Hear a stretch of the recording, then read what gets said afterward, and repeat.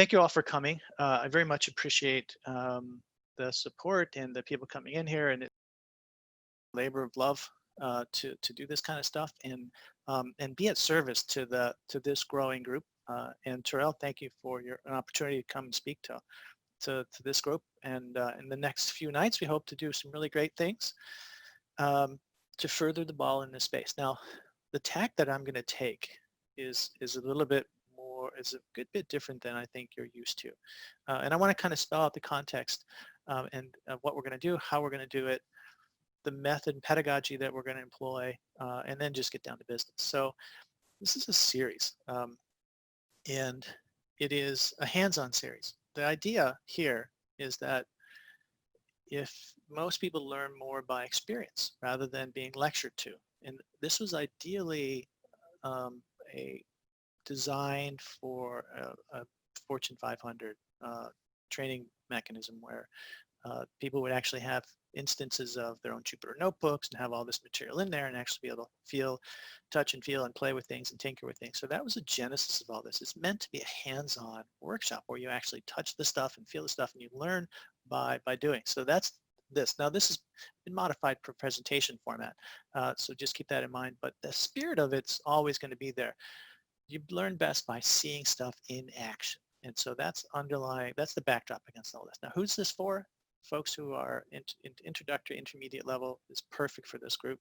The goal here is primarily oriented around the ingestion and intuition building of the concepts, and to be framework and implementation and simulator secondary. So what we'll do is we'll tend to focus on the concepts and look at it from a number of different angles so that the concept itself sinks in, and then wherever you need to implement it, whatever framework you need to implement it in, as long as the concept's there, you can figure out how to do it. That's kind of the basis that way. The pedagogical approach is here.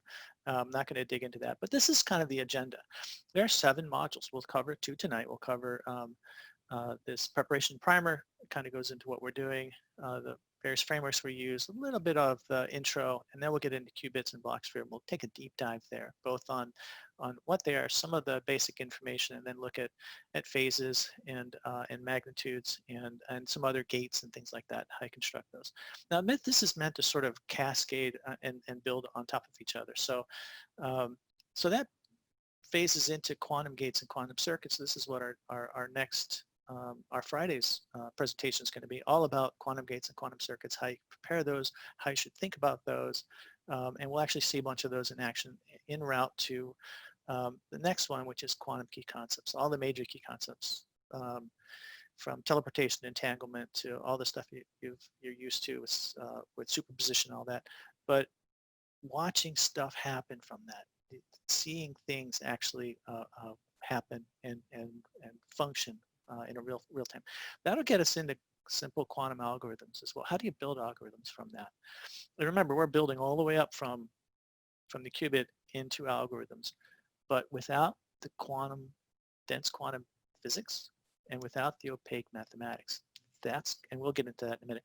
We'll get into problems and practicals. It's one thing to know about the algorithms. It's other things to look at some of the problems and see how they can be solved and show how quantum gives you a speed up. And then just to kind of kick it off or cap it off, we'll get into a little bit of quantum machine learning. And I do that just as sort of a capstone, really. And then we have the end. So that's the 5 nights that we're going to be doing here. And let's just jump right into this because I'm looking at, we've got what, an hour and a half. Let's get into preparation and primer. So really, this is just to get us started. And the idea here is that I'm not interested in educating those folks who are going into the producing business, who are producing quantum materials, who are working with the hardware vendors and actually doing that. There's a far larger group that hasn't really been uncovered yet, and that's the consumers of that. And you'll see that relationship moving forward in a couple of slides here. But this is geared to educate the consumers, those folks who are going to take that tech that gets given to us, whoever wins the standards award, and actually do something with it. The education and the pedagogy are very different. You'll see that in a minute. So what we'll cover in this is just sort of context building, some roadmap. I mean, remember, against the backdrop, we're looking at a big Fortune 5 company that wants to implement this at scale. Some discussions just to kind of go back and forth with some of the nuances that this group probably already knows, which is great. Then we'll just do a quick perusal of the various simulators and tools and frameworks we're going to use, and then I'll just show you a few references here. So this is the big picture as far as I'm concerned. This is why I built this. So there are producers who are making the tech. There are consultants, which are pretty awesomely cool folks. They sort of sit in the middle. They're hybrids. We're going to ignore those guys because they're a little bit of both. And then there's this great consumer base that is going to take the tech that producers provide them and actually do something with it. Now, these guys need heavy math, dense quantum physics, material science, I mean, all kinds of heavy stuff. We don't care about that. In fact, I don't care who wins this war, but I do care that somebody wins this war and creates a standard that everybody can agree on. But the consumers are underserved at this point in time, horribly underserved, and they need two basic skill sets: software engineering, which is what we're after today. And what we're not after today, but is definitely a requirement, is professional consultancy skills, because these guys are going to interface with the business. They're going to interface with business constituents, and they need to know the domain they're operating in and how to handle the candor of the C-suite. We're not going to handle this, but we are going to focus on this. And we're in this consumer space. I mean, we're Optum, so we're the tech arm of UHG, the big 500-pound gorilla in the room in the healthcare space. Now, what we need to do is set a roadmap. And in that roadmap, we've got various goals, but we have to start with people who know nothing and then get them to a point where they can be exposed to quantum, then cascade into, get an understanding of theoretical, and then get into a point where we can begin to apply that. Now, here's the secret sauce. I can do this, and you're going to see this today, through the next 5 nights. And then we've got a course we're developing for quantum engineers that we're burgeoning on 3 continents that we're going to handle. But this can be done. This stuff right here, this applied quantum computing, how do you take that, go across the enterprise, and find quantum-friendly or force-friendly problems that you can actually work on at the current state of quantum? That's the secret sauce right there. No one knows how to do this. And so that's what we're going to be trying to, all this to do to crack that nut. If we can, we're going to make billions. So couple quick things that this group probably already knows. Remember, this group is being built for people who know nothing, but we're working with a qubit. Qubit's got a subatomic particle that can be manipulated to do information processing. But because it's a subatomic particle, it's got a host of strange phenomena. You all know this already. That can make it very powerful, but then also severely restricts it, gives you horrible constraints. It's very weird, and then makes the programming paradigm kind of difficult. So without going through the details of this, I'll just leave you there. But you probably already know this as well, this group, that there are some idiosyncrasies with this. Like, every function in quantum computing must be fully reversible. That's problematic when it comes to writing algorithms. You can't copy a qubit. You can't arbitrarily set or reset a qubit in the middle of calculation, those kinds of things. And so that leads us to a stovepipe architecture that limits severely the kinds of things we can work on. And so that is something that this group probably already knows, other groups won't, so it's sort of have to cover that. So just real quick, we call this a drive-by. The drive-by shooting, the Italian guys in Chicago, they would drive by and shoot. They still do, but they're just bad aiming. Here's some things that we're going to use. The idea is we're focused on the concepts, not the frameworks. So we're going to use a lot of frameworks so that the concept is a center focus and the frameworks can look at it from a number of different angles so that the conceptual intuitiveness grows. So we're going to look at architecture. Most folks don't have a background in computer architecture. We'll take a look at a few of these things because it's indigenous to learning how these algorithms get built. Much of it appears like assembler programming in its stovepipe architecture. So we'll look at that. This is a whole interactive architectural framework out there that we can use to explore these ideas. I've tried my hands at some videos. I won't burden you with those, but for folks who've never seen this, the video might be helpful. Also, keep in the back of your mind that these materials are meant to be given away. They're meant to be downloaded so that people can go home, take them home and digest them at home. I will, once I get done with Optum's fair share of this, put it in the open source. We'll use FET Interactives, where we look at waves for those folks who don't know anything about waves. We'll go over that fairly quickly. We'll get into circle plots, circle notation, magnitudes, and relative phases. They're very important for explanation. They'll become even more important with certain things like phase kickback and stuff like that when the algorithm development comes around. We'll look at binary and hexadecimal numbers when it comes to understanding how these quantum circuits get understood and how information transfers back and forth. They become stock and trade of how we do that. So we'll be covering those as well. There's some more circle plots. We'll deal with Bloch sphere playground. So many times we'll actually go in and want to tinker with a qubit. So here's our qubit. We want to figure out how it behaves. Now the idea here is if you see it behave, if you watch how it behaves, you can go, oh, that's what they mean. And we're going to walk through that in detail in the very first section. We're still kind of in the growing section here. The other methods that we look at quantum gate playground. You know, if we want to take a Hadamard gate, or, well, let's just kind of, we'll redo this. We're going to apply a Hadamard gate to a single qubit.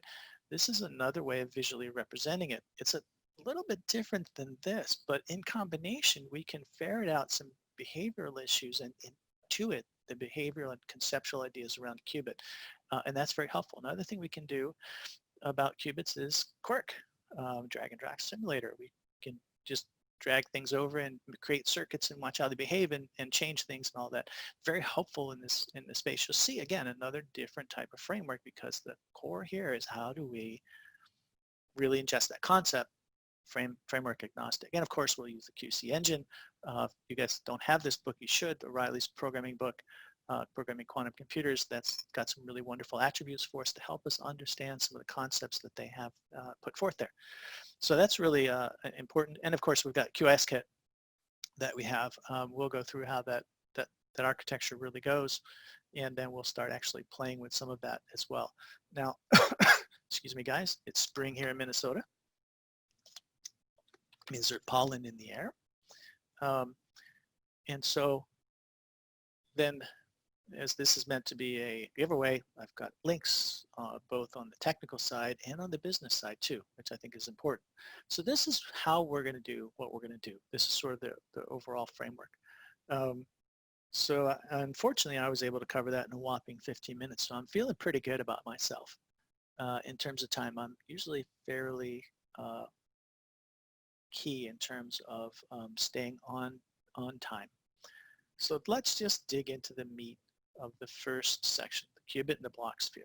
Now for us, this is a deep dive into that. So we're not going to ferret out into any other areas. We're going to stay laserly focused on this, but really pull out the nuances of that space. So let's have a look at it. Again, we want to do experiential learning. We want you to see experiments of that. And so there's really three areas. There's foundations, what I would call minimalistic, but this is one of the most important sections. You may know many of these things, but I'm going to drudge through that just because I think I've done a fair job at ferreting out some of the nuances as they came to me by using different frameworks to peruse these things. Then we'll get into phases in the Bloch sphere. We're going to go do a deep dive on phases. How do phases work, just to give you that perspective. Then we'll get into magnitudes, because phases and magnitudes are extraordinarily important in developing algorithms. And then we'll get into single qubit gates and rotations. I won't go through all of these, but I will stop by the C-NOT, the root knot gate, and do an experiment or a deeper dive there, because that leads us, kind of sets the stage for the next module we're going to do. So I wanted to make that clear, and let's just jump into it. So again, these things are meant for giveaways, so there's all kinds of background videos and links to supporting materials and stuff like that in there. So the basic concepts, I'm fairly sure everyone knows this, but you know, here's a classical bit. You get discrete states, 0 or 1, and most folks know that as well. And it takes n bits to create one n-bit state, so that's fairly interesting. The quantum bit, on the other hand, you have this other state called superposition, and we're going to look heavily into that in a little bit, but that does some very interesting things for us. You're going to begin to see the emergence of this particular, we'll try to stay away from the heavy math, but this formula is really classic, and we'll be digging into that. That's the superposition formula for a point on the sphere. We'll handle that in detail a little bit more. But what's interesting about the qubits is it can handle 2 to the n states. Now this is where we start to say, hey, there is a difference between quantum computing and classical computing. The very first difference we come into contact with is that the states are different. There's an exponential attribute to the states. So that gives us parallelism. You know, when you get, you begin to add qubits to a state, you get this parallel capabilities here. Now that even gets further, and that's a multiplicative. It even goes further when you begin to add interference. Now that's something that doesn't occur in the classic world. That occurs in the quantum world. So so let's do what I would call, having spent a long time in Chicago, a drive-by. So this is our Bloch sphere interactive. Here's a qubit. And let's see if I can just make this a little bit bigger so you can see the whole thing on the screen. You know, from here, what you'll see is the formula that will begin to change as we do various things. So here's the psi ket, here's the 0 ket, which is up at the top, and your 1 ket, which is the bottom. So just like a regular bit, you can have, when it's measured, you get 1 or 0 ultimately, but you can also have something in between. Now there's something in between has some interesting characteristics that we want to play with. So you can initiate the qubit as 0 or go down to 1 and things change. It's the things that change that I want to highlight. So let's put this thing in superposition right now. Superposition is effectively along the horizontal axis. And effectively, if you take a look at the probability of it either being 1 or 0, it's completely in the middle. So the probability is 50%. This is true randomness as opposed to a random number generator. Now, what you can do is start rotate around the z-axis. So the z-axis is this one that goes vertical from 1 to 0. And if you go around the z-axis, you can see that this phase down here changes like the phase of the move. You can see it on the bottom. This is called a projection, moving around, and you'll see it in terms of phi. Now it's also in terms of degrees, 360 degrees, but in terms of pi, I'm getting my phrases wrong. It's in terms of pi. And that matters because many times QIS kit and other things will return amplitudes that have interesting numbers. You're like, where did I get that number from? And it comes from here. We'll explore that in detail. But the behavior of this is really important. Now, the Z gate is a phase gate. It's meant to alter the phase. And you can see it moving around. If we actually go like this, you can see it moving around a little bit more. Those are transferring the phase from one space to another. And of course, the negatives go in the other direction. Now, if I wanted to start looking at magnitude, that's this big thing in the middle, this shadow here. So if I go up in the y-axis, you're going to see that the magnitude's getting bigger and bigger. On the x-axis as well, and that's moving the magnitude up and down. That's going to be very important conceptually to grasp, particularly as we start getting into algorithmic development into space. You know, the x and the y rotations in increments are effectively magnitude rotations, whereas the z rotation is a phase rotation. The magnitudes don't change. And so the way you know that is you just kind of reset this thing to 0, which is where we always start, go down to apply a Hadamard gate. Now we're in superposition. You've got an equal variant of 1 and 0. And then as you move through here, notice that this up here is the phase gate. This is the phase that's being changed. But these are the probabilities. These are the magnitudes. You know, we'll talk about amplitudes and how much is magnitude, how much is phase in a minute. But as we rotate around the z-axis, these numbers don't change. What changes is the phase, and that's that. Seeing this in action and go, oh, is that what you mean? Is that how it really works? Is important, because unless you're using a tool like this, it's very hard to actually see it in action.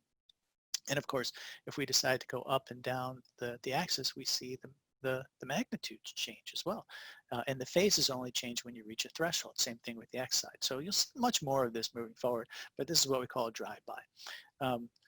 Let's go down to another way. So we talked about, I'm going to go up and down.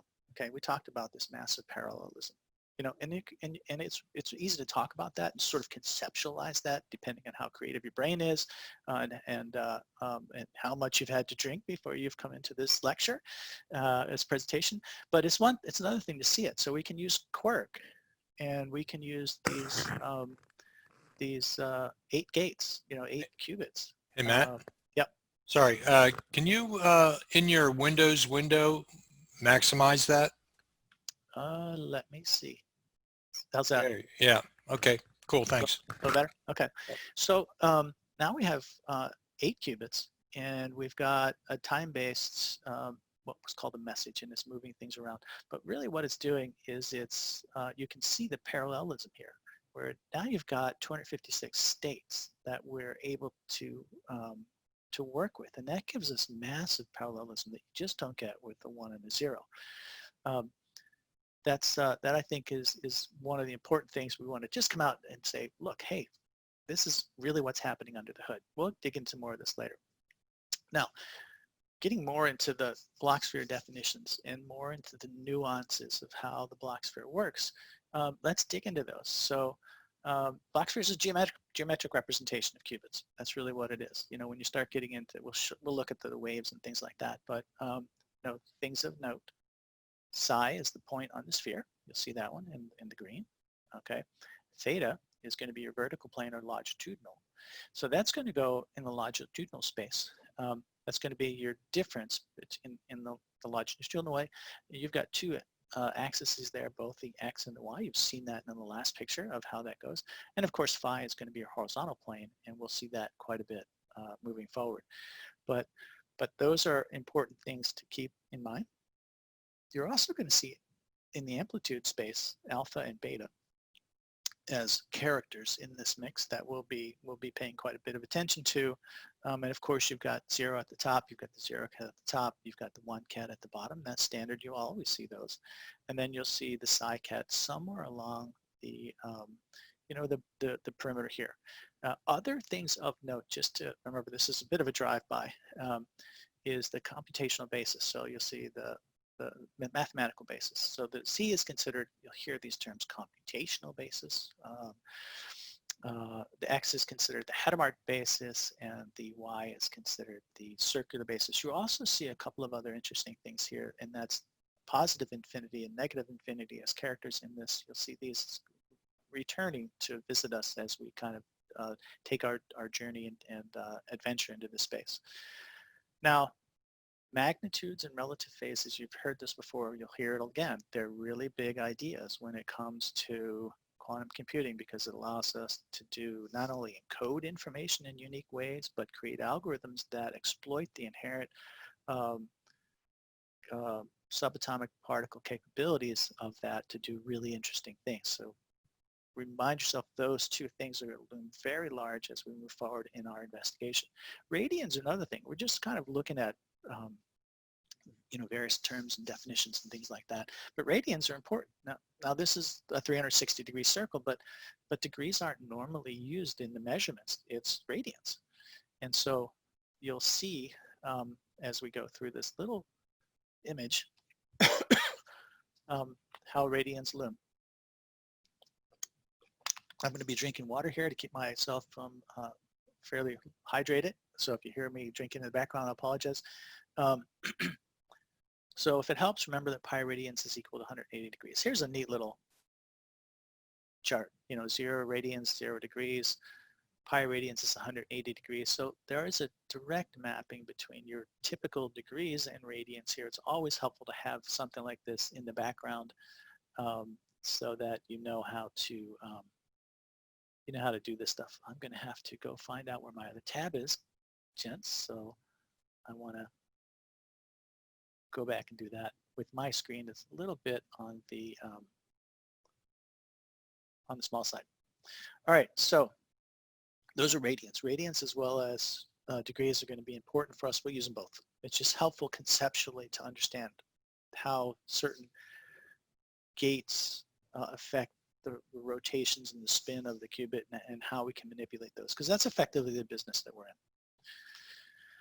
So developmental detour, wave function. This is great for those of you who have ever been introduced to the fact that subatomic particles can be both waves and particles at the same time.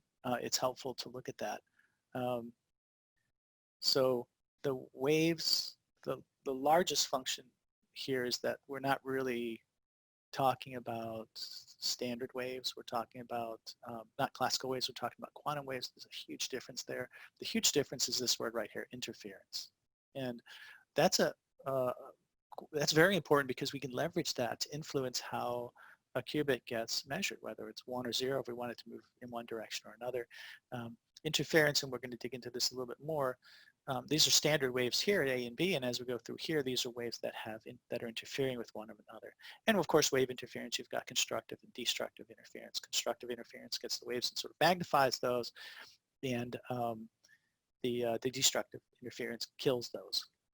And that process will loom large because that's the basis for the wave function. The wave function you need to spin up things in the superposition and all of that. So for those of you who have never really looked at waves, and for those who are coming who really don't have a background in waves and have never been taken to study quantum computing, a quick detour, developmental detour into waves is great. And what a better way to do that than dropping water in a pond like this. And of course, we can play with amplitudes. We can make them really big. So amplitudes are how big these waves get. You see that's really goes down really far. We can also play with frequency too. We can make them very slow. We can make them really, really fast. And so you get an idea of that. With these things, you can actually, you can measure this too if you really wanted to, and you can get an idea of how the various waves are working together. You could actually measure the wave if you really wanted to. I don't think we have much of a need to do that, but for folks who don't really have never seen a wave before, this is a helpful instruction. And we'll see another one for interference, by the way. These guys over here at FET make a great bit of work there. But I'd like to get back to Cascade into this point on the Bloch sphere, because now we're going to go a little further and start defining some of these elements a little bit more germane to the actual formula here. So this is the basic formula. You know, when you talk about points on the Bloch sphere and the equations that undergird those, you'll see this. You'll see that psi equals the amplitudes of the 0 ket plus the amplitudes of the 1 ket. But what does all that mean? And how do you unpack all of that? And I think that's important to do. So you know, it all starts with the wave. These are, this Bloch sphere is really a convenient representation of that. So there's, and I don't want to get into all the theoretical background and burden you with that. But as we get into this, and we're going to get into this in a big way in a second, but these things are extraordinarily important. Amplitudes are important. The entire hope to getting any kind of speed advantage from a quantum computer is to exploit the way amplitudes function, and they function different than probabilities. And they function different than probabilities because they can interfere with each other. And that's what gives us power. So I think you've seen these before. I show these to you again and again for those of you who may not have taken the nuanced approach. But for those folks who are coming who are going to be brand new, amplitudes and magnitudes and phases are so important. We're just going to revisit them over and over again. At this point, you know, it's theta for magnitude, x and y rotations are indigenous to that space. Phi is on the z-axis for the phases, that kind of thing. Now, what you don't know, probably this group does, is that we can encode information in the qubit with phases and magnitudes, and that allows us to bring data in. And then once we have it in, we can actually do some interesting things with it. Let's see what else we got here. Oh, a gotcha. So if there's problems, if there's things that aren't intuitive, I call them gotchas, and all of the East Coast folks in the States will understand what that is. So there's no phase value associated with the 0 ket. So sometimes people go, okay, there's a phase here. How come there's no phase here? And it's just one of those things that it's what we call tribal knowledge. You got to know that there's no phase value associated with the 0 ket. And so don't look for it. But let's have a harder look at a detailed examination of these amplitudes, right? So here's that standard equation, the way we're going to use it. Now, you're going to see that an amplitude in this case is going to be a combination. Let's just take this ket, the 1 ket down here, and let's go unpack that against the background of this qubit. So you have a magnitude, and that's going to be that's going to be a probability of being either, it's going to influence the probability of 1 or 0 being measured when out of superposition when you finally do that. But it gets influenced with the phases as well. Now I'll show you sort of the isolation of both of those, but they normally work together. I'm going to isolate them so you can see them apart, but the magnitude is here and the phase is there. Now you're going to see the I here as a imaginary number. You will see that. That's one of the things we'll come across in a minute. Imaginary numbers loom large in this space, and you have to keep them. You have to understand what they are, how to look for them, why they're going to give you this really weird number. Why does QS kit return some weird number when I expect these things to be somewhere between 50 and 0 and 1? Why does that return some weird number? Well, it's because it's including imaginary numbers and phases in that. And so when we unpack an amplitude to get a feel for that, we have to realize that those things can happen, and these are the nuances that'll help you know that. So I think it's most important to realize that this is here in the Bloch sphere that we're going to be using, and that points over here. Of course, the doppelganger's over here without the phase attached to it, and all these go into figuring out where any point on the Bloch sphere is, as long as it's not in the extreme 1 ket or 0 ket space. Now, another gotcha. Beware, amplitudes are not probabilities. So there's something entirely different. You can't look at them as probabilities. I made that mistake. It drove me nuts. I'm happy that I still have hair. But because interference looms large in this equation, you can't think of this as probabilities. And of course, there's no relative phase to the 0 ket. So why do we care about all of this? Like, why? What's the big deal, really? I mean, you're making a big deal going in the nuances of amplitudes and phases. So amplitudes allow us to do amplitude amplification, amplitude encoding.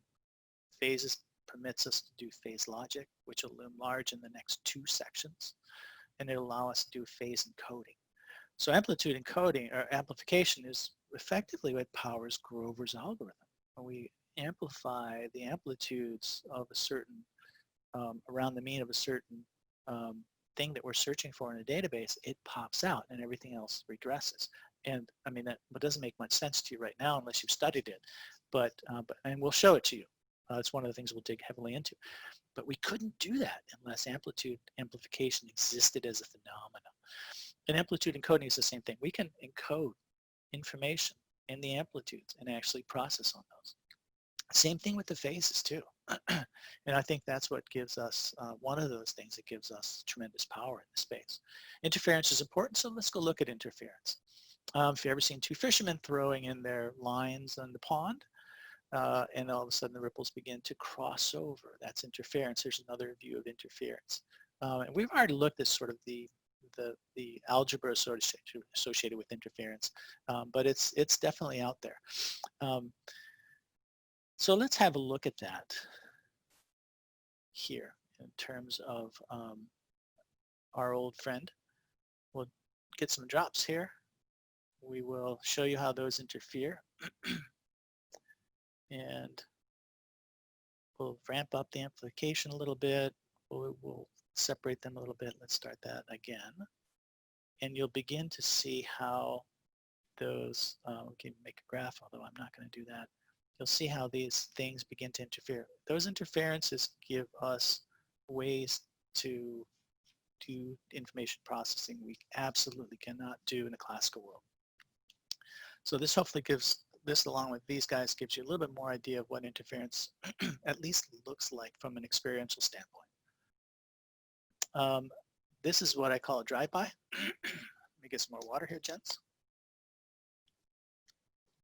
So this is a drive-by, a little bit of basis elements. You're going to hear this term quite a bit.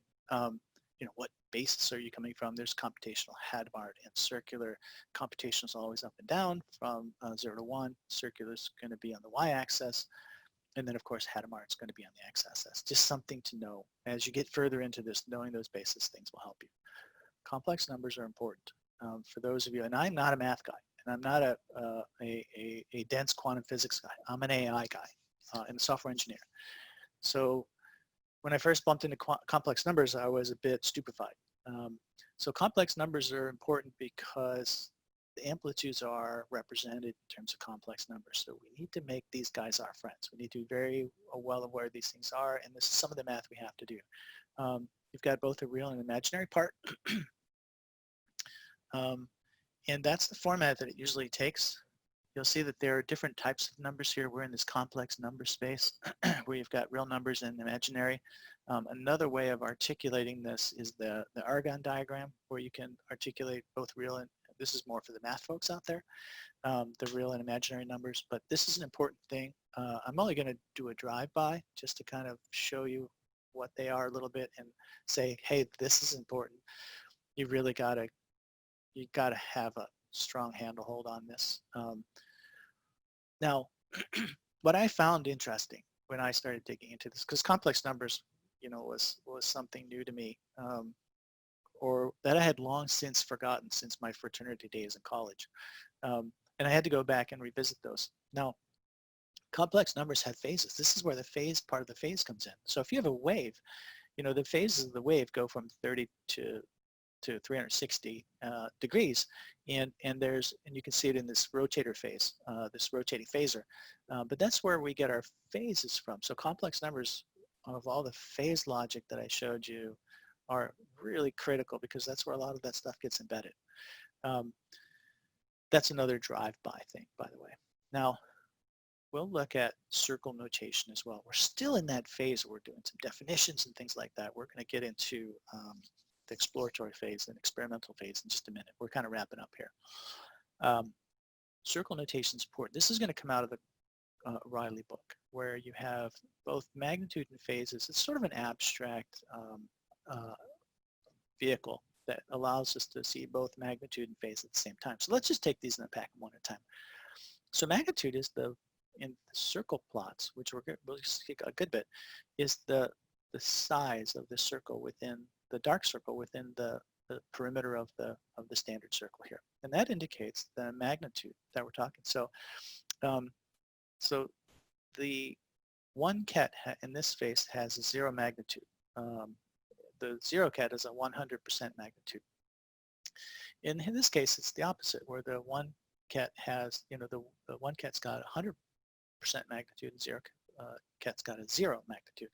And then if you wanted to go 50-50, which is effectively superposition, you'll see something like this. That's sort of the standard stock and trade view there.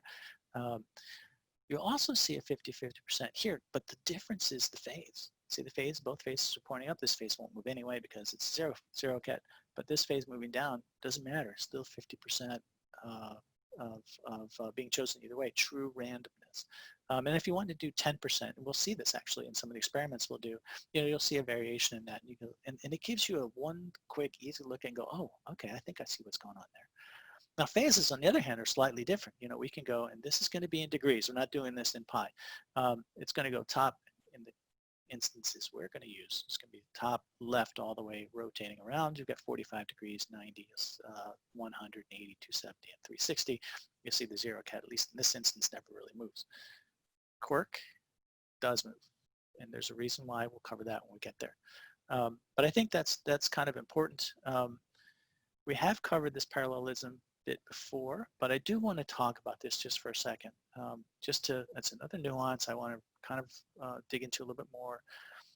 Every time we add a qubit to a quantum system, the state space doubles. That's huge in terms of the kinds of things we can represent. And here we only have 8. This is really the re-showing you something you've already seen, but every time we add another qubit, we double the state space. So we can take that qubit away, and the state space goes back to normal. We can add it, and all of a sudden this qubit space or this state space doubles. And that's it's one thing to hear it. It's one thing to have the theory in your mind. It's another thing to actually see it. So at this point in time, I think we're doing okay. We've got 45 minutes left. We've finished this part. We finished the foundations, I think, for a software engineer point of view, for folks who are actually going to use this. Now we want to get into phases and magnitudes, and then I want to get into the root of NOT gate because I think that's fascinating here. We'll let you figure out all these later when I open source it. You can take all these wonderful Jupyter notebooks home to play with that at your leisure. Let me find out where I was.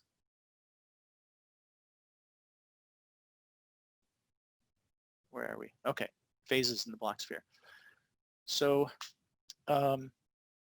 again, remind yourself this is something that people are going to take home and digest, but we're going to do a quick overview. Phases, again, are going to be this horizontal thing. So if you take the Earth, cut it in half, and you look at that, that's the rotation of the phases here. You can think of it that it's a good conceptual vehicle to understand phases. You won't see these magnitude changes, but you will see that phase change. And what we're really going to just kind of roam around the middle here. We're going to watch the phase change here, but this probability is never going to change because we're always at the equator, so to speak. And so normally we go and play with these things. I will give you a gotcha. So if you take the square root of 0.050, it equals 0.7071. That number, I bet you have seen before if you play with QISKit at all, because that's what they return for an amplitude. And here in the amplitude, you're seeing this is the magnitude associated with that. So, all we're going to do here is something we've already done. We go in and we reestablish we reset it to 0 and we put in superposition and we do a rotation on superposition, and all we see is just the phase changing. The probabilities don't change at all. We've already seen this. But have we looked at it? I'm going to spare you that. But let's look at it in terms of the quantum computer gate playground. So here's a single Hadamard gate. If we perform an operation on that, it just splits it, and all of a sudden we get a quantum state of 0.7071 on both sides. And that's where I wanted to make sure you understood that take square root of 0.050 and you get that 0.7071. And if you take, we'll play with these numbers later, but you'll see when we take pi over 2 for a 90 degree, it's, angle change, there's some interesting numbers that come to play, and as you begin to use two different frameworks to understand that, then the subtleties become clear. If you only had one, these nuances could escape you, and that's where I think the leveraging of many different frameworks helps out. So if I had a Hadamard gate and I put it in superposition like I did here, I'm using one qubit here, and I decided, you know what? I think I'm just going to execute a Z gate. This is not a rotation, it's a standard Z gate. All of a sudden, that one changes a phase. Z gate's a phase change gate. And then we go in and the probabilities stay the same, but now we've got a negative number here. Of course, these are reversible. So if I perform the operation again, the operation goes back to its original state. If I perform the operation of Hadamard in superposition over here, you can see that there's some activity there. And we get back to the original state. Now, what's interesting, I'll do that again for sake of intuition, and I'll come up and I will put, if I can grab this correctly, up to about there. That works in this gate. It chokes if it's a little bit different. And I want to do a Z rotation, but I want to do it in radians. And I put it in here in radians. And it does that change. Now, if I wanted to do it in negative radians too, it does that change also. If I wanted to do that degrees and just say 90 degrees, it makes the same exact change. Now, I show you this not because I want to bore you with nuanced tinkering with this, but to build intuition of the behavior of these gates. When we start looking at them in different frameworks, their behaviors come out, and now you can have the capability of implementing those in any framework. So it's good to do that. Another one to play with is simply Quark. As we look at Quark, you're going to notice that we're going to do the same exercise in Quark, that there's no change in psi or the z-axis, and there's no change in the magnitudes. Now, what we've done in Quark, is we've put a Hadamard gate, put it in superposition, and we sort of put this rotator around that. And you'll see this when you tinker with this. But basically, it forces it just to continually go around the x-axis. And so if we go over here and hover on any one of these things, you can see that psi is 90 degrees, and the z-axis is 0, and none of those change. Now, everything else changes. And then if you go over here, you're going to notice that the magnitude square is at 50%, so the probability is 50%. Now, the amplitude is changing because the phase is changing. And it's the same thing for this and this. Now, you're going to look at this and go, how come these two phases are behaving in different ways than I expected? Isn't the 0 not supposed to do anything? And you're absolutely right. You should make that assertion.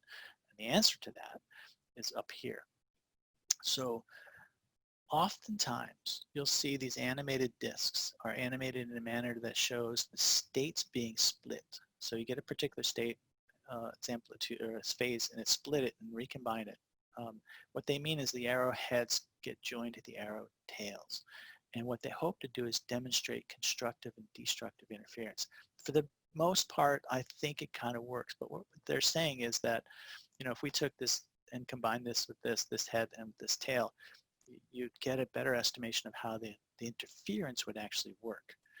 And you'll see that a little bit later on when we take a look at some other areas that will leverage that again. This is homework, and you guys do not have to do homework. But I do want to get into QIS-Kit. So here's the coding exercise. Let's see, is this, yeah, coding exercise. We're going to do that same thing in QIS-Kit. I do want to stop and mention a couple of things. So state vectors are the things that these gets returned that we can interrogate from QIS-Kit. It's a complex number. It contains amplitude and phases, many of the things we covered just recently. And knowing that allows you to interrogate that a little bit more. Also knowing the anatomy of the QIS-Kit simulator is very important. So really what you get, and I think this is highly important for folks who because it's not intuitive. Much of what we've done has been emulation, right? This is simulation. So we have the ability to construct a quantum circuit. Now, you have to realize that the quantum register is going to have qubits on it. That's pretty standard. It doesn't take much code to mess with that. And there's gates that will influence those qubits to do whatever it is we want them to, but it's code. So if any of you guys have ever played with Chef or Puppet, I think it is, or VMware, which is all infrastructure that's code. You get the idea of being able to create infrastructure with lines of code. And this is effectively a good doppelganger to that. We create this quantum circuit with code. And before it gets sent to the back end to be executed, we can do some things on it. We can print out the circuits, and we can do a number of other things. We can interrogate those. But nothing really happens until you batch send this to the back end simulator, and it kicks back a result. And I think that model is very important. It's a nuanced model that's very important to know because it allows us to realize that we can't do this kind of stuff with QIS-Kit. It's just not possible to see those nuances and understand how these things would behave because of the nature of QIS-Kit as a vehicle. And it doesn't mean it's bad. It just means that it's another reason to say the more different frameworks that we can employ to have a different look at various concepts, it'll allow us to create better intuition about the behavior of these things so that we can be better at making these things later. So knowing this helps out a lot. And all we're really going to do, I don't know if any of you know how to program QIS-Kit or not, but we're just going to do something simple. I don't expect you to know. We've got a few helper functions in here that don't come stock and trade with it. But we'll set the program up and we'll manipulate the circuit. So we set up a circuit, simple circuit. We'll manipulate it, we'll do a Hadamard gate, and we'll do some Z rotations, the same exact Z rotations we talked about. In fact, we'll do pi over 2. We know that to be a 90-degree rotation. We'll click on that and it draws out the nice circuit for us. And if you look really, really if your eyes are really, really good, mine aren't, that will say pi over 2, and that's of course an RZ. We know that to be a phase only gate. We could submit that to the background, and that's when, if you don't have that background, you get this really weird array back, and you go, what is 0.707? And then what's this plus 0.j business going on here? And that's when you start asking questions and digging into the docs to find out why things are so weird. Then you go, do I really want to do quantum computing? Because I don't understand what's going on. We got to get you past that. And that's where we come back and say, hey, you divide that, you run it through the correct math, and we've done that. We've got sort of a normalizing process here, and we can come out with, with 0.5 on both sides. Gives us a bit more of intuition. Another thing that's helpful in this space, now much of this is not just stock QIS kit, we've added a few things. With some friends that have added some code and some other code that are begged, borrowed, and stolen. One of the things you can do, though, is you can print out the polar plot for sake of intuition. And remember, this is a 90-degree rotation, and we're doing pi over 2, so that's pi. So we can literally come in here, run that, and then we can see that, hey, here's the 0, here's true north, and we've made it a 90-degree rotation, very much like the circle plots will be. And we can also actually print out the phase. Phase is 1.57 blah, blah, blah. That's pi over 2. Gives us an idea there. And the angle is 90 degrees. Now, if you didn't have this experience here, right, to see all those numbers, and if you didn't have this experience here, and if you didn't have this experience here, then to gain intuition using just this one tool would be really hard. That's why until there's a standard of who's won this hardware war, we have to use everything we can to make sure that we have a rock solid intuition of conceptually how this stuff's working. And anything that we can use, we should use as consumers in the space. So here's the circle plots. We're just going to run those real quick. And of course, nothing happens to the 0 ket, but we get a 90-degree positive rotation on the 1 ket with just this little bit of code. So that was another homework assignment. And of course, we can print out the stock and trade block sphere, but there's not much information there. There's hard to intuit unless you have all this background information. So again, this is what we're doing. Here's another exercise. Let's recreate that using the QC engine. Now this is fun because the guys, and I've talked to the authors here for O'Reilly, really made a great product. And it goes really far for helping develop intuition. It's a simulator, works really, really well. Let's just tinker with this thing. We're going to copy this real fast. We're going to go into the simulator. Well, one of the things we can do, I think, would make life a little bit easier, but I'm going to try it here anyway. If it doesn't work, I will resort to plan B. But what we've done is just do this from scratch. So the beauty of this is they come stock with an IDE. So I can run this, and it gives me a program circuit.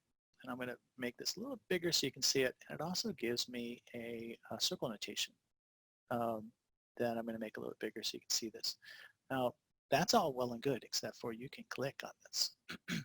And you can click on this and watch the behavior. And it's this behavior that allows us to gain intuition of how these things are behaving. The observation of the changes when I make a tweak. So here we are, and we have one qubit. It's automatically assigned 0 because that's how we initialize them. And I'm going to execute a Hadamard gate to it, and look what happens. So this is a standard stuff we've seen. That's what a superposition looks like, represented with circle plots. And then I'm going to do a 90-degree rotation, and there it is.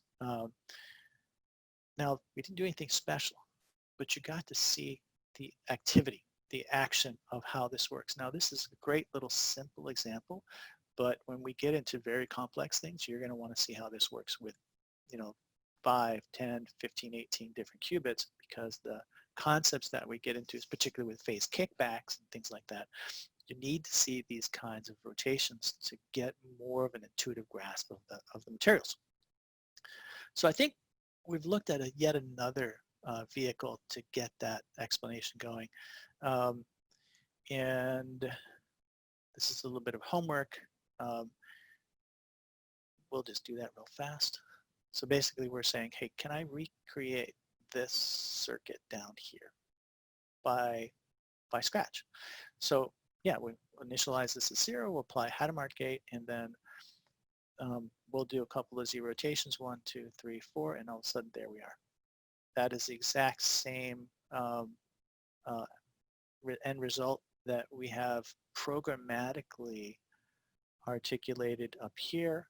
We have also programmatically articulated up here and all the way through. And you can see the similarities as you start looking at things like what we got from the Bloch sphere representation versus the Bloch sphere plot from that. And of course, we have other ways to gain intuition. The circle plots give us perspective. Circle plots here also provide that same perspective. So we know that we're on the right track. We're getting it. And I think that aspect of getting it is really important no matter what we interrogate. Get into the details and make sure you get it, and use every tool you can to verify that what you're doing, you're getting consistent results. Let's do it with Quark, right? Here's one of the things I wanted to show you. When we use that that one particular tool up there, it gave us these two blue spheres, and they behaved a little weird. They kind of pointed this way. Now, Quark did the same thing, but it pointed in different directions. Now, both of those are attempting to demonstrate constructive and destructive interference. That's why they did this that way. And we're using pi over 2, it's a standard thing we've been using. And if you take this this ball and move it up here, and then you take a look at how these are pointing and sort of reverse their order, you will get effectively this behavior. These are pointing in the same direction. And I wanted to articulate that because that's effectively what we're going to do here. We're going to take, we have taken, well, let's just do this from scratch. We'll have a blank circuit, we'll throw a Hadamard gate on there, and then we'll go and look for our Z. And I believe we wanted to do pi over 2 was the idea that would, with the ratio that we wanted, and of course there it is. There's 90 degrees, there are familiar rotations of where these things are, and if we come up here and look at that, they're pretty well identical. Again, it's yet another tool we look like and say, hey, no, let's try this in this tool and see if I can figure out what it is. And it didn't behave the way the other ones did, and then you go and figure out, well, it's because it's slightly different. But now you're feeling like you're really confident in understanding how that rotation goes. So there's some coding homework you're not going to have to do. And I'm looking at the time now. We're at 7 o'clock, so we're moving right along. And I'm not going to have you do this or this, but we finished phase rotations. We finished the phase rotations of this. Now we want to look at magnitudes, completely different, and we isolated them. We didn't mix them because I wanted you to get the purity of this is just a phase rotation. This is just a magnitude rotation before we mix it up and go, hey, you can mix them up and it gets pretty weird pretty quickly. But magnitudes are opposite. So magnitudes are vertical slices. You take the Earth and slice it in half. Instead of going horizontally, you go latitudinally. And then you have not one, but two abilities to two kinds of gates that you can tinker with this, as well as X and Y up here. And you will see that the point on the sphere will really take a latitudinal trajectory here. And so you will see the phase change, but only after it passes certain thresholds, like this one, 3 pi over 2 and pi over 2. You'll see pi here and 0 as well. You start hitting those thresholds and then you'll see this change, but that's the only time it'll change. But you'll see the magnitudes change a lot. And then what I don't have listed here is sort of that circle that will either shrink or grow. And And surprisingly enough, I mean, that circle's indigenous to the circle charts, circle plots that we're using. So you can see that a lot of the stuff relates. So let's dig into this a little bit more. We've already done this, but it doesn't hurt to do it again. If we didn't put this in superposition and we just decided to do an X rotation, you're going to see that this dark circle shrinks and grows, ebbs and flows as we do that. I can do the Y rotations as well, and it shrinks and grows just like that. You won't see the phase change until we pass a threshold, and then you'll see that change again, from 0 to pi. You can also see it from 3 pi over 2 to pi over 2, those kinds of things. And there's always an ever-present imaginary number there. But it's that ability to see this thing live and get the intuition of how that's behaving goes a really long way when you start decoding, because it breaks down some of those barriers. We can see things we couldn't ordinarily see. The same thing is in this case, we can tinker around with Quark. Hey, how do I do this with Quark? So they can look at this and say, hey, my magnitudes are changing, but phases are only changing. And you can see it on the screen here when we pass the threshold.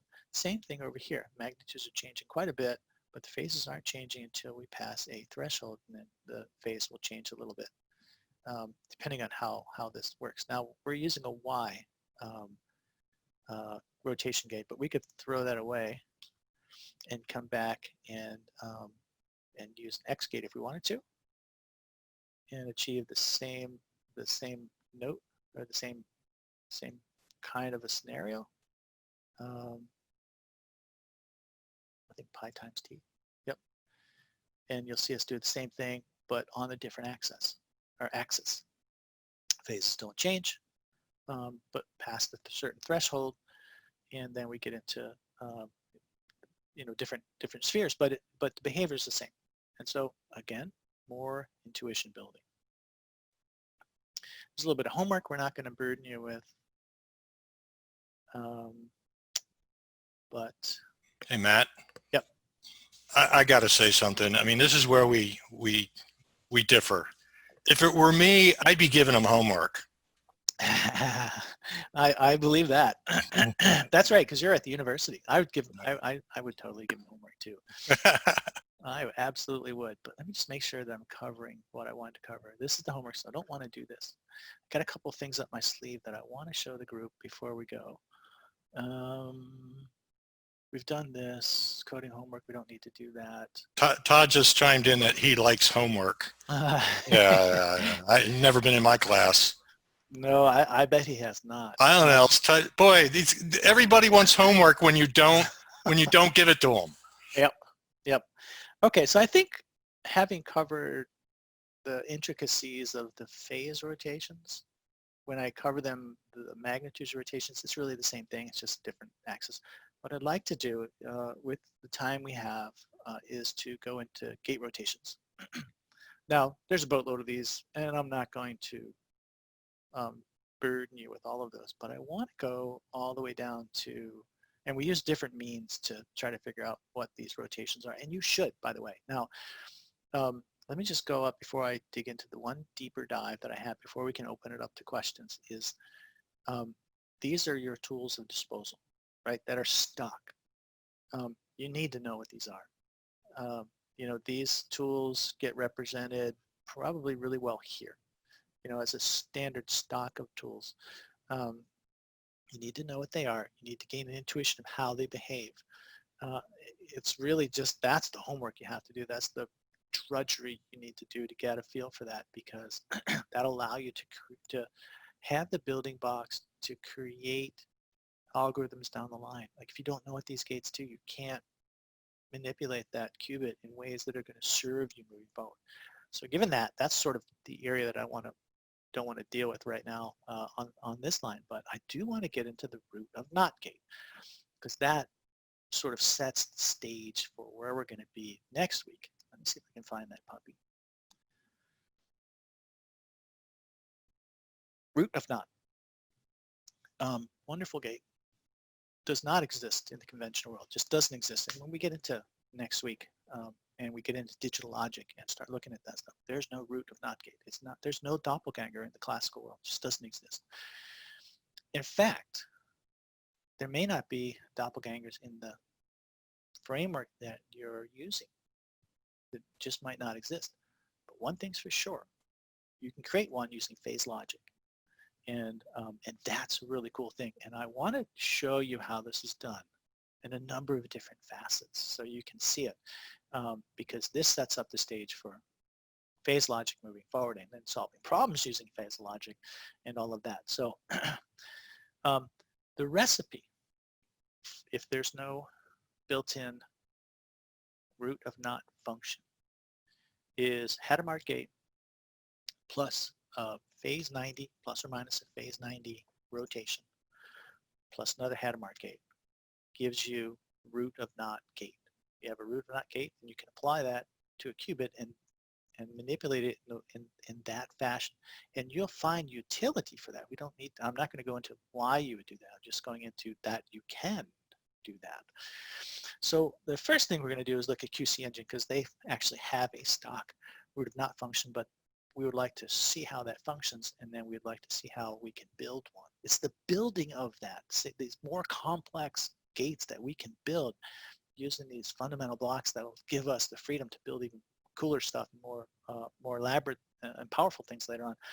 So they tend to have their own stock version of this, right? But it doesn't pull things apart so you can actually see how it works. So we'll do that last. What we'll do is we'll do this first. We're going to pull in what I call their stock root of NOT function. And we'll put it in here and run it. Or not. Let me try that again. My cut and paste is being temperamental. It's like WebEx these days. Oh. And let's go in here, do that, and Control V, there we go, on the program. So here's a standard root of NOT. And you can start off by looking at the circle chart. Let me just make this bigger for those of you who, like me, who have visual acuity problems. You know, you can start off by initializing the circle chart with the 0. Everything's always initialized as 0. And then you come in and do a root of NOT.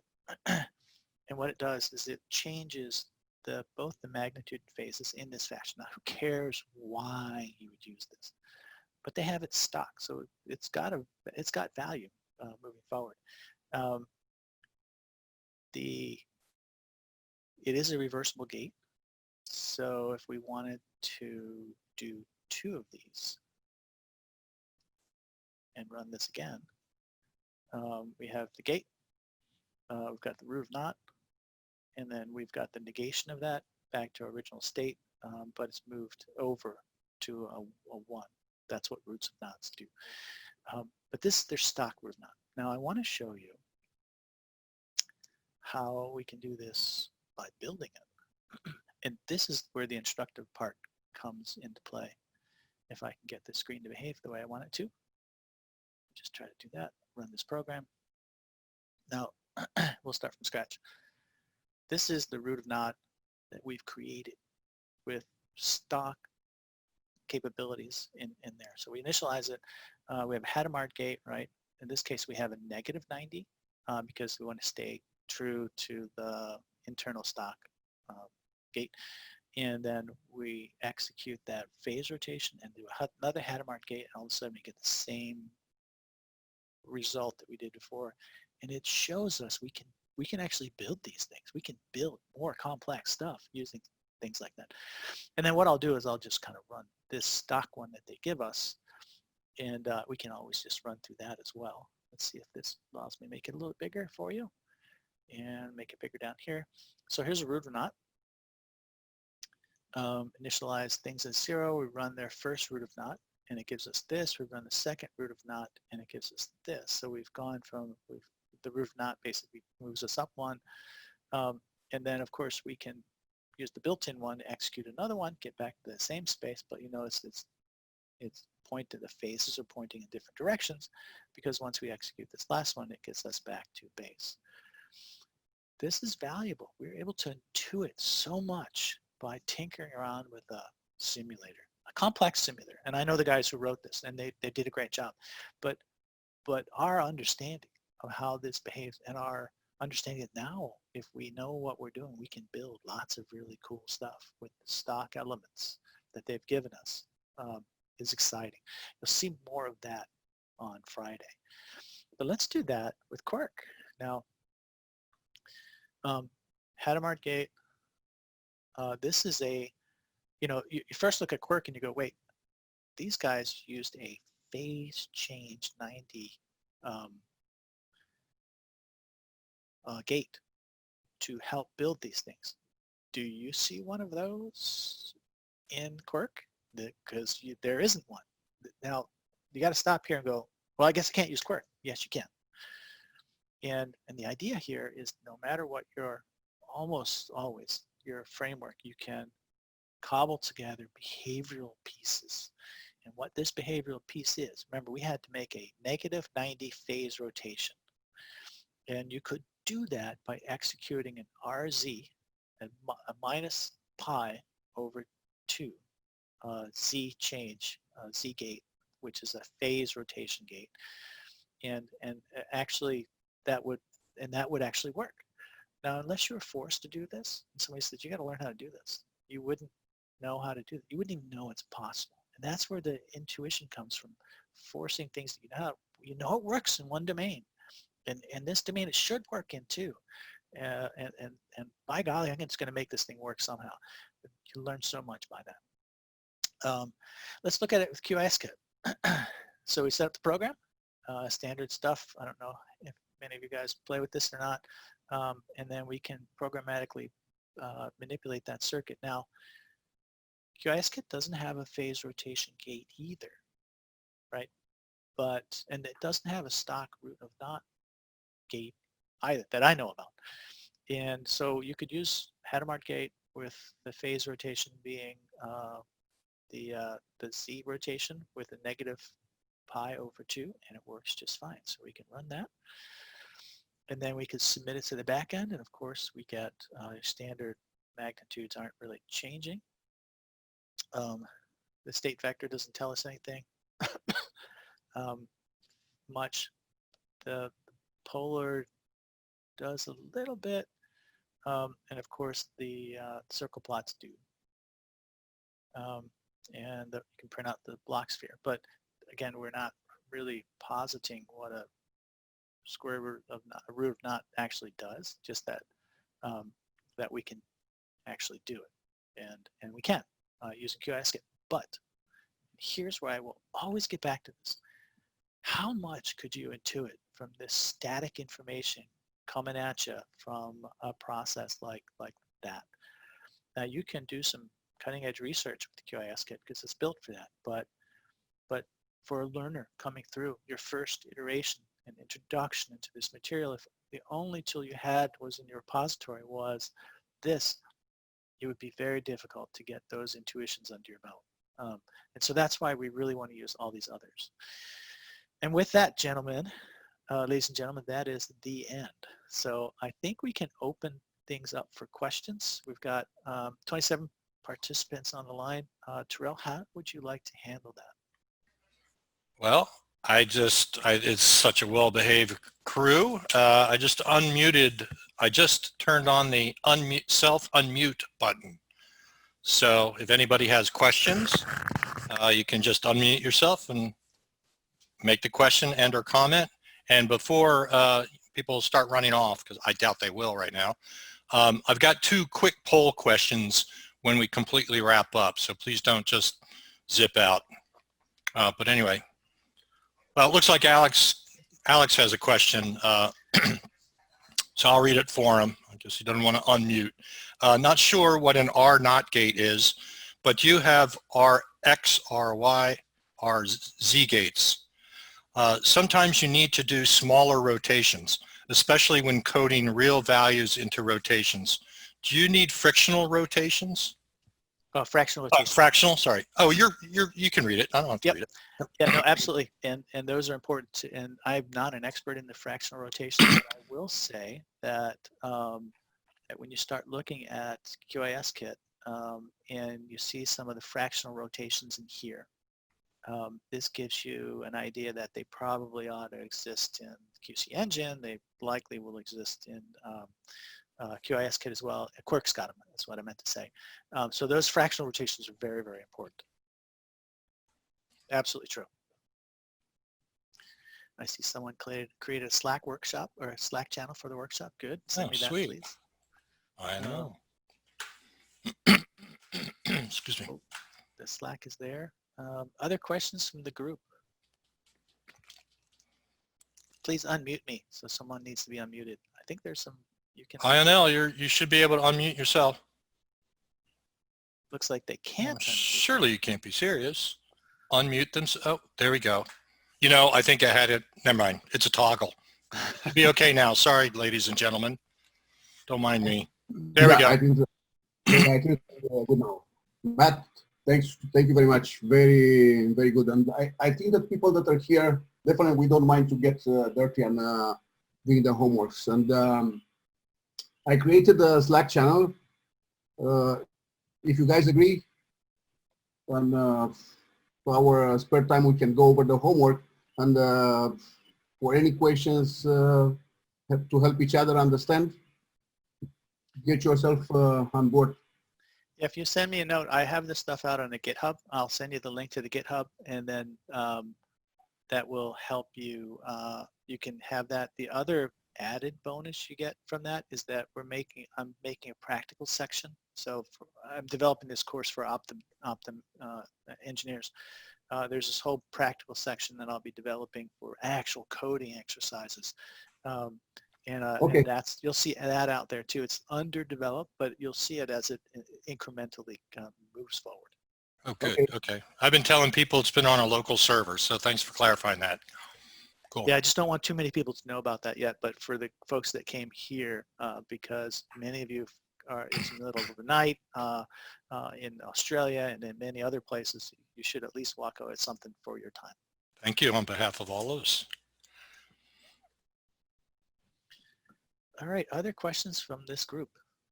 Sure. Well, first thing, yeah, I want to thank you. I haven't seen a presentation quite like this, and I think having all the visualizations was super cool, and just the different visualizations from different tools. So thank you for that. It is a privilege. And that's coming from a guy I see 2-3 times a day. So he's seen his bit of presentations. I'm convinced Terrell's a bot because I see him on every UC meetup that I'm on. So, yeah. So the question I have, and maybe I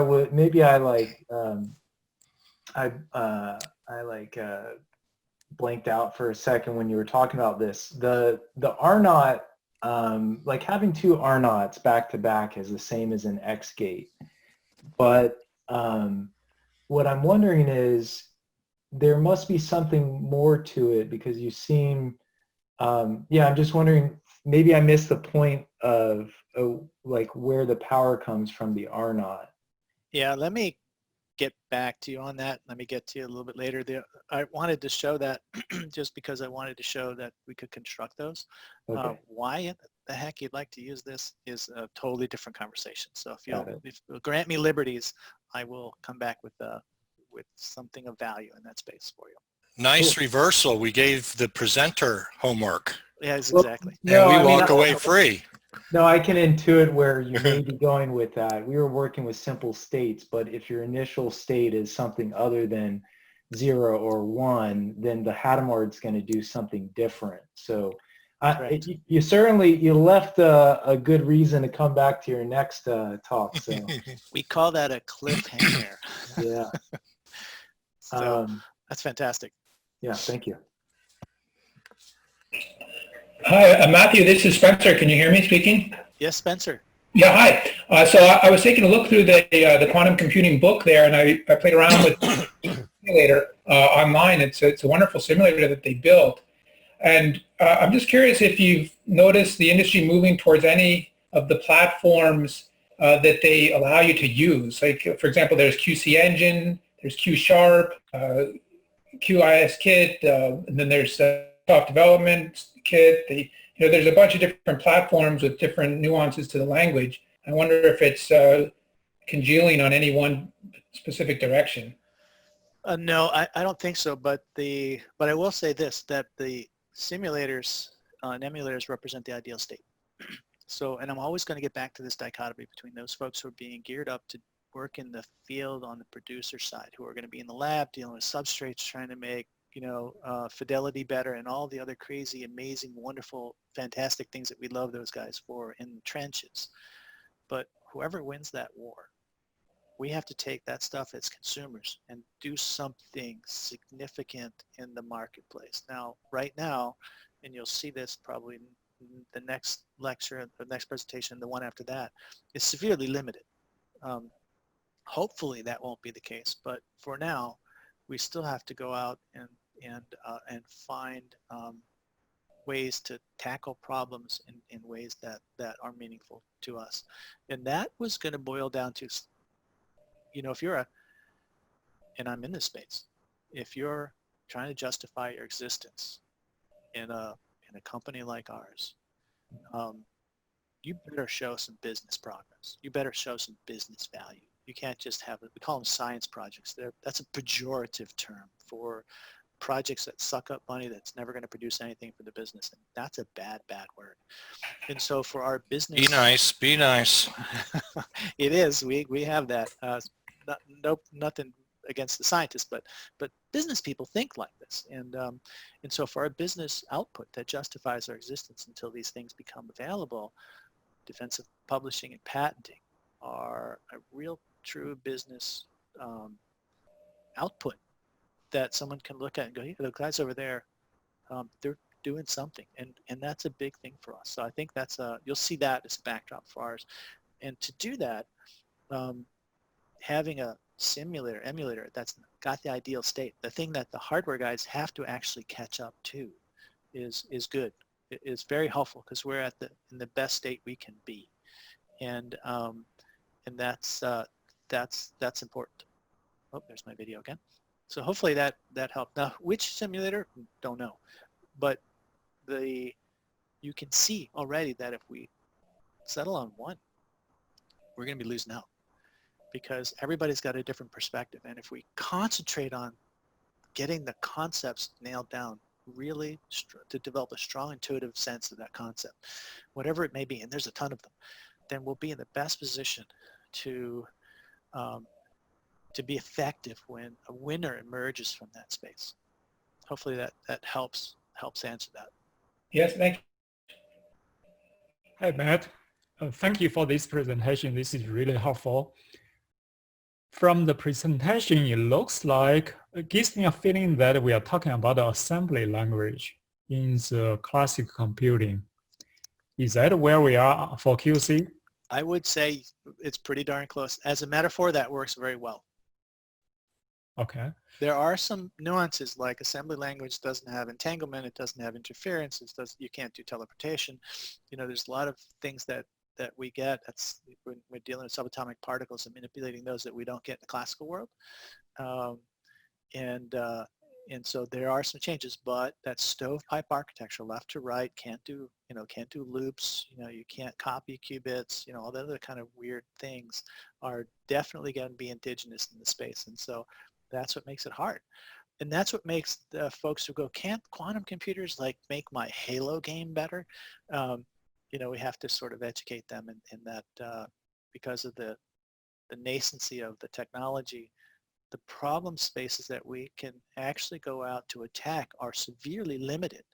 And that's why when I showed you that graph and I said, here's the secret sauce, getting a grasp of how to do this stuff at an engineering level and software level, and then wrapping around that good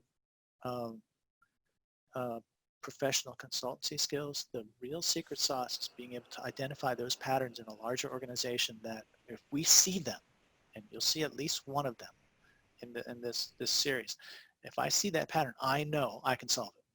I know that I can get a quantum speed up if I see that pattern. Now those patterns are out there. And we have yet to discover those, but I think they're generic. in a large sense. And if we can identify those, that's the billion-dollar find, I think. So can you give us maybe a simple example or a couple of simple examples how we could use to solve some logic? I will. I'll show you that when we get to quantum practicals and problems. I've already got that. It's part of the series, and you'll definitely see that. All right, that's wonderful. Thank you. That's another one of those things to try to get you back for more. Absolutely. We will. Well planned. All right. So I see we're at the bottom of the hour. Terrell, I'm gonna. Well, yeah, I forgot you're a business dude, so you pay attention to time, unlike most of us academics. I got one more poll after this, but check this out. A little feedback for our presenter. Very good information here. Can you see that? Am I sharing it? I do, yes. Yeah. So it is too much depth for me.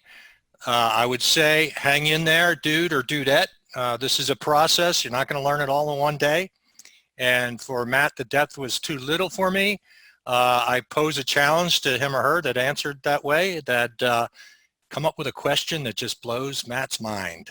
That's your assignment there. All right. And then I've got one more, I think. How do I do this? One more poll. Ready? And then we'll go.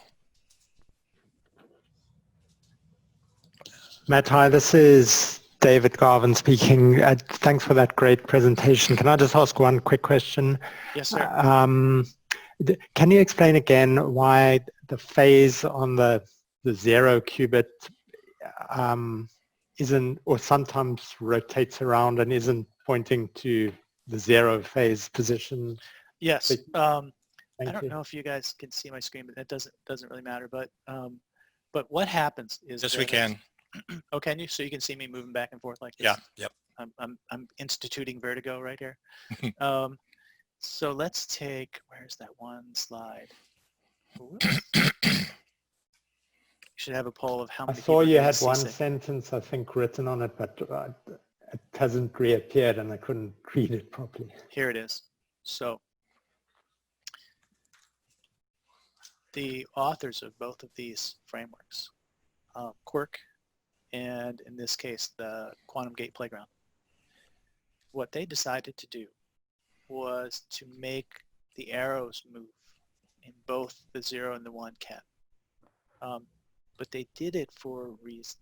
They did it to show the combination of both destructive and constructive and destructive interference. Now, I don't know if they did a great job, but they tried. And we'll see a lot of that over time. We'll see people saying, hey, showing, articulating, be able to illustrate interference is very important. So what he basically said was, if we take one of these arrows and connect it to the tail of another, that gives us interference. And let me see if I can just show you that live here. If I can find this real quickly, here we are. Let's just start over here. And so let's take a couple of qubits here and we'll put them in superposition. So there they are in superposition. There's the state. You know, see it gets divided even further in superposition. And then let's do a Z rotation of, let's say, 90 degrees. Now, what you'll see is that these Z's changed, but those didn't. Maybe it's better to look at a single qubit, do that again. Because I think it behaves a little bit better here. We'll do a Z rotation of 90 degrees, and you'll see they both change. Now, this was meant to show, in their way, positive and negative, or constructive and destructive interference. Did they do a great job? You know, it's hard to say. Quirk does that too. In fact, it does it it manifests that same behavior almost identically, or identically. You just gotta know to look for it. That tells you that they're trying to do the same thing. This is a really great thing to have at your disposal, because you can take a concept and go, you know what, I want to test it on this framework, and then I want to test it on this framework, and then see how it behaves. And then when you do, and you'll see this as we get further in the course, we'll come back to comparing these frameworks. The intuition pops out, and you finally get it. And then occasionally you'll come across, if you didn't see that, and you're like, then you come across this phrase, demonstrating constructive and destructive interference. You're like, that's just a bunch of words on screen. I don't know what that means. Once you see it, behavior-wise, then you go, oh, I get it. Hopefully that helps out a little bit. Thank you, Matt. Yeah, thank you. All right, folks. We'll see you on Friday. All right. Thank you very much, Matt. We'll see everybody on Friday. And we do have a meetup tomorrow night, too. Guaranteed no homework from tomorrow night. No homework. Thank you all for coming and spending your 2 hours with me. I very much appreciate it. I think it's fair to say it's our pleasure, man. Thank you, Matt. Thank you very much. Thanks, guys. Take care.